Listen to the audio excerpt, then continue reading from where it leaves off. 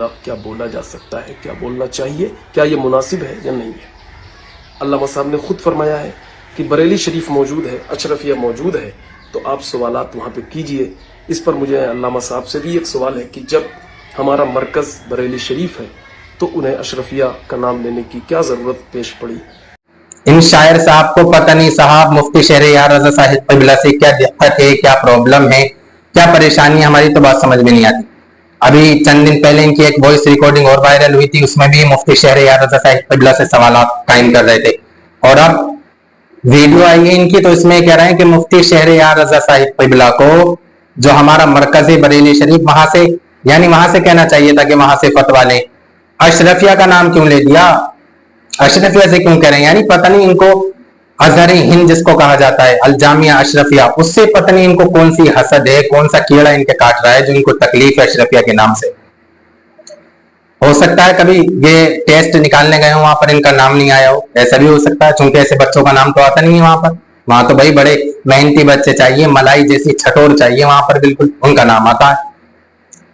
اب کہہ رہے ہیں کہ جو بریلی ہے وہ مرکز ہے، وہاں سے فتویٰ لینا چاہیے تھا، تو بھیا اشرفیہ بھی تو اہل سنت کا ہی ادارہ ہے، حضور حافظ ملت علیہ رحمہ وہاں آرام فرما رہے ہیں، وہاں پہ جو اساتذہ پڑھا رہے ہیں وہ بھی تو مسلک اعلیٰ حضرت رحمہ اللہ کو فالو کرتے ہیں، وہی تعلیم دے رہے ہیں وہ بھی۔ بھائی ہم اشرفیہ گئے، جب ہم اشرفیہ گئے تھے، یہ لگ بھگ کم سے کم 2019 کی بات ہے یا 18 کی بات ہے، غالباً مجھے ابھی ذہن میں نہیں ہے۔ تو جب ہم وہاں گئے تو وہاں پر شام کو انہوں نے تربیتی پروگرام ہوا تھا ایک، تو وہاں پر انہوں نے سب سے پہلی بات یہی کہی تھی کہ مسلک اعلیٰ حضرت کی جو تعلیمات ہے ہمیں اس کو آگے پھیلانا ہے۔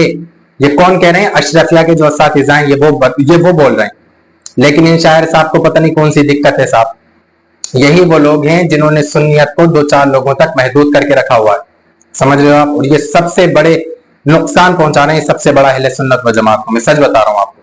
حالانکہ مفتی شہریار رضا صاحب قبلہ کے سامنے یہ صاحب بسم اللہ کی ترکیب بھی نہیں کر پائیں گے، میں سچ بتا رہا ہوں، کیونکہ مفتی شہریار رضا صاحب قبلہ بڑے زبردست عالم دین ہے الحمدللہ۔ بھائی سامنے والے شخص کی گفتگو ہی بتا دیتی ہے کہ وہ کس معیار کا آدمی ہے۔